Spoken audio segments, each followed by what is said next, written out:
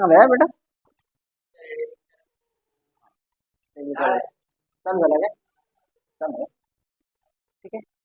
Now economic development, इसमें क्या आ गया, न्यू इकोनॉमिक पॉलिसी आ गई. देखो अभी जो अभी मिल्क का बंद होना चालू हो गया, अभी देख रहे हैं तुम लोग, ये जो अभी सरकार का आना जाना चालू था, इधर का जो वेदांता जो कंपनी थी यहाँ से सूरत शिफ्ट हो गई, बहुत सारी डायमंड फैक्ट्रीज वहां पे शिफ्ट हो गई.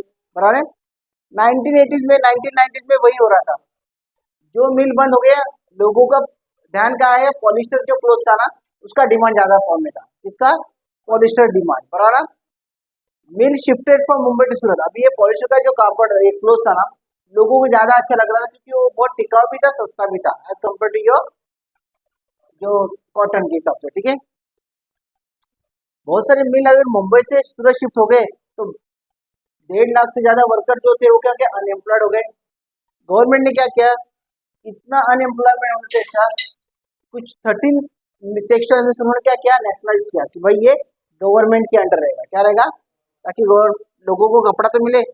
कपड़े के लिए किधर जाए वो, समझा रहे हैं. उनका इंटेंशन बहुत ईजी था, बहुत होता है ना, पॉजिटिव उन्होंने सोचा.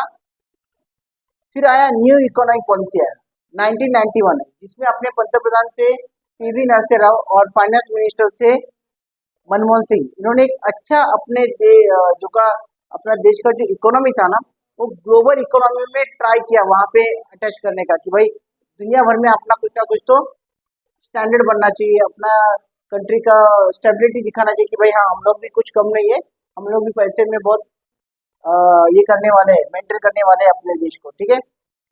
हाँ. उनके पहले जो हालत था ना इंडिया का इकोनॉमी के हिसाब से, 17% इन्फ्लेशन था. कितना, मतलब एक हिसाब लगाओ कि अगर तुमको कोई भी चीज 10 रुपए में मिलने वाली चीज तुमको 17 रुपीज देना पड़ेगा वो चीज का. इतनी महंगाई थी. समझा रहे हैं. क्लियर है. हाँ. और इकोनॉमिक ग्रोथ तो पूरी तरह 1.1% होगा. अभी इकोनॉमिक 1.1 से आंकड़ा छोटा लग रहा है, लेकिन जो अमाउंट देखोगे ना वो बहुत बड़ा अमाउंट है. इकोनॉमिक ग्रोथ जो अपना इतना कम हो गया था. और अपने पास जो इम्पोर्ट एक्सपोर्ट करने के लिए जो भी फॉरेन करेंसी थी वो सिर्फ 1 वीक तक चलने वाली थी. उसके बाद अपना पूरा जो ट्रेजरी था, जो अपना गवर्नमेंट का जो ये था ना ट्रेजरी, पूरा खाली होने वाला था. समझ आ रहा है. मतलब इतनी बुरे हाल में नरसिम्हा राव और मनमोहन सिंह जी ने अपने देश का जो इकोनॉमी है उसको बहुत अच्छी तरह हैंडल किया. क्लियर है. कुछ भी डाउट है पॉज कर.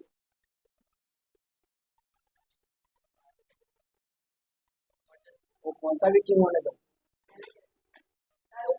झालंय. हाँ लिया ना. राहू दे ना, चालेल राहू दे. अभी देखो, government had no money to repay the loan. अभी लोन कितना था देखो भाई, फिगर देख लो, ध्यान दो यहाँ पे. 1980 से 81, 2350 करोड़ डॉलर. क्या है ओए, डॉलर. हाँ.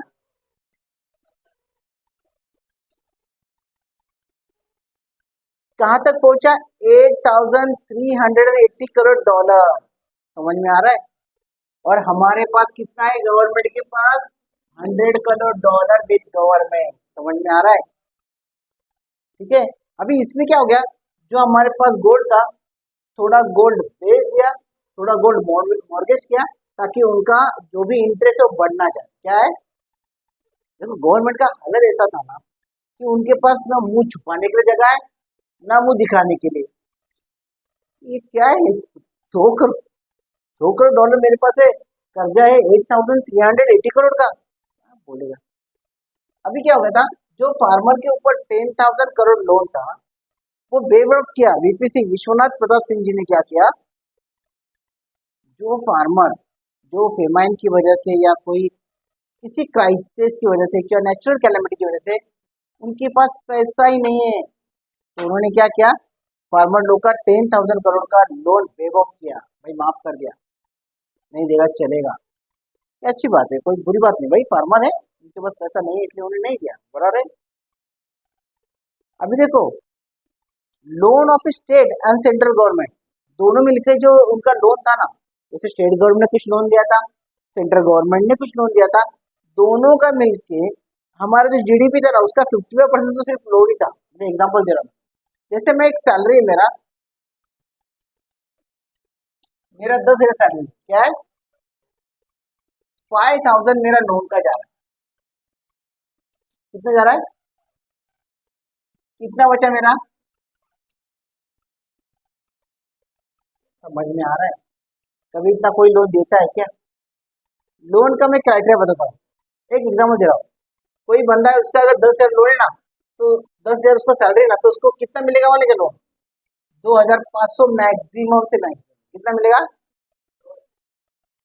2,500 ही लोन मिलेगा। मतलब मैं एग्जाम्पल दे रहा हूँ कि उतना वो पे कर पाएगा मंथली।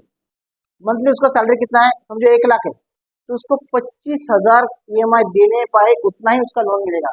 25 लाख, 24 लाख, 23 लाख जो भी रहेगा उसके, जो इसमें बैठता है, उस फ्लैट में बैठता है, वो समझ में आ रहा है। लेकिन हम लोगों ने कितना लिया है, 55% लोन लिया है भाई।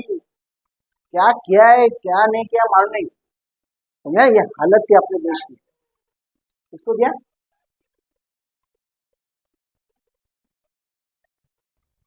क्लियर है, कुछ भी डाउट है?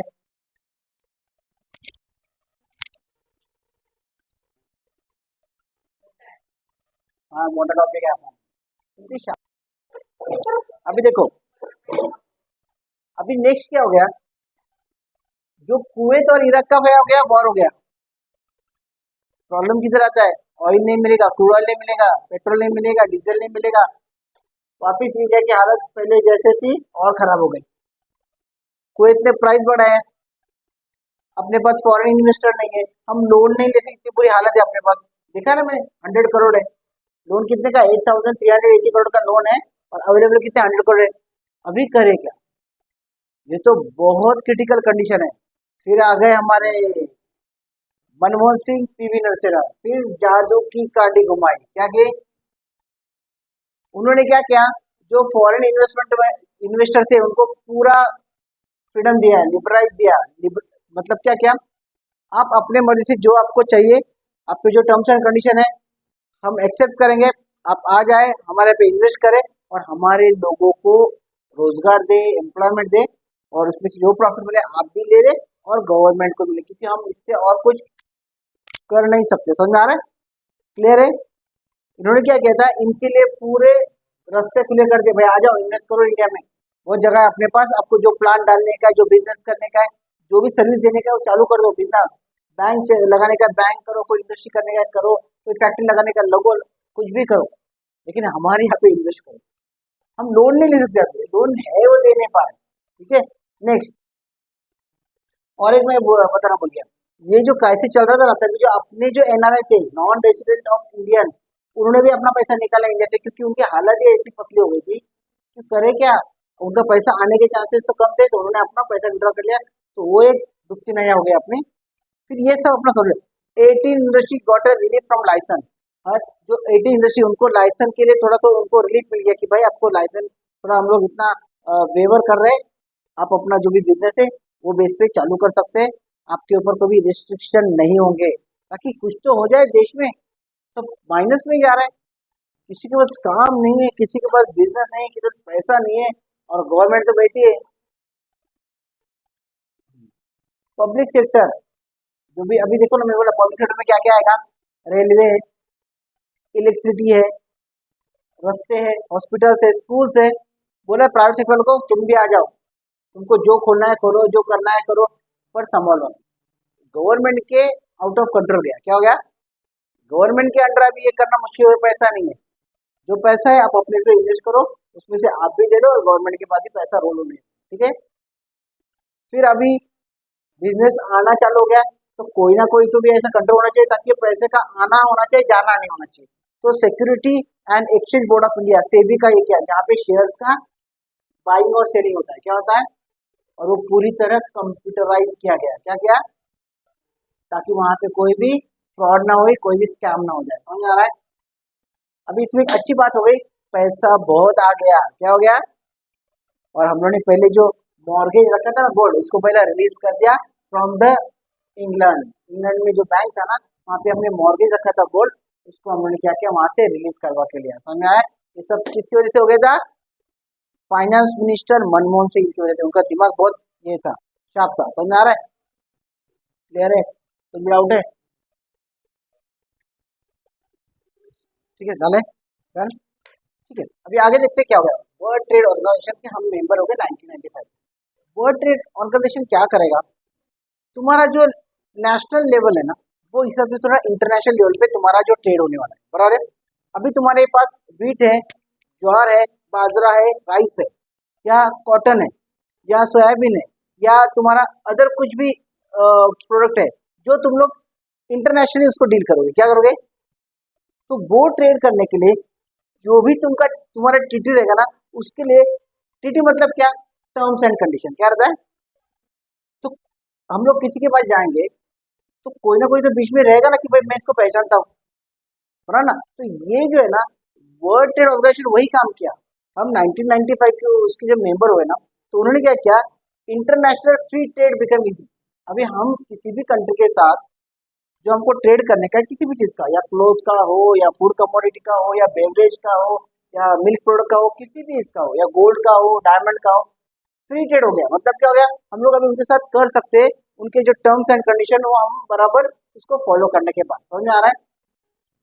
फिर GATT, general agreement on tariff and trade. Tariff and trade मतलब क्या, जो हम लोग अगर कस्टम भर रहे हैं, टैक्स भर रहे हैं, या जो भी हमारा आने जाने का खर्चा है, और ट्रेड कौन सा करे, वो हिसाब से हम लोग ने क्या किया, ये एग्रीमेंट साइन किया। क्या किया, जनरल एग्रीमेंट कि भाई हम ये आपके साथ करने वाले हैं, इसका हमारे साथ कोई ऑब्जेक्शन नहीं है, और सामने वाला जो कंट्री है उसका भी कोई ऑब्जेक्शन नहीं है, ठीक है।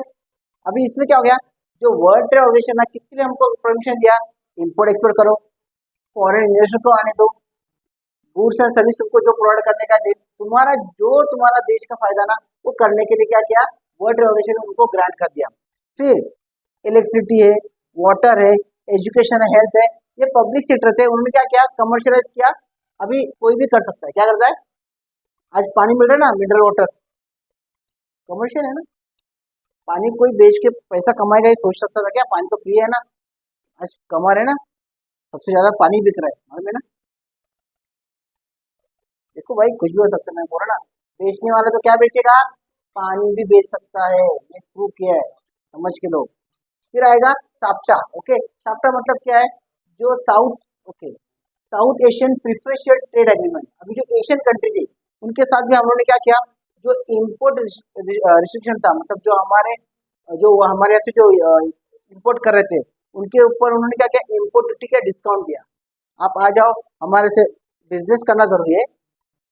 एक एग्जाम्पल देता हूँ, तुमने पार्ले जी खाया ना, पार्ले जी फैक्ट्री के लिए देखा, पार्ले जी है ना, उनका प्राइस नहीं बढ़ा, 5 रुपीज, 5 रुपीज है, प्राइस नहीं बढ़ा है।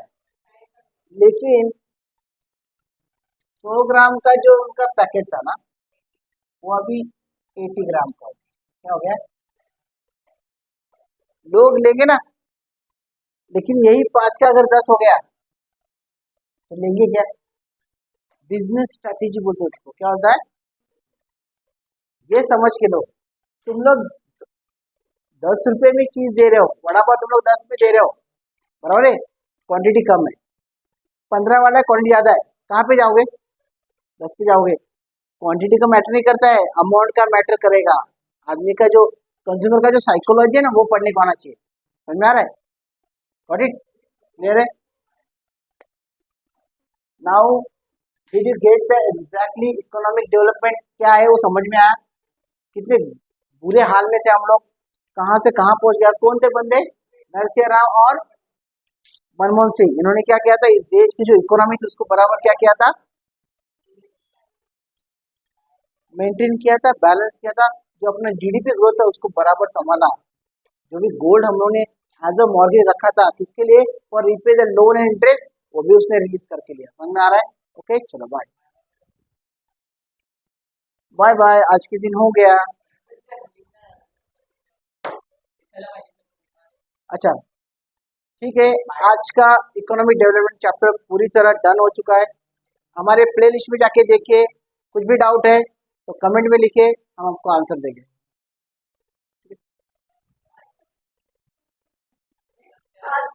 अरे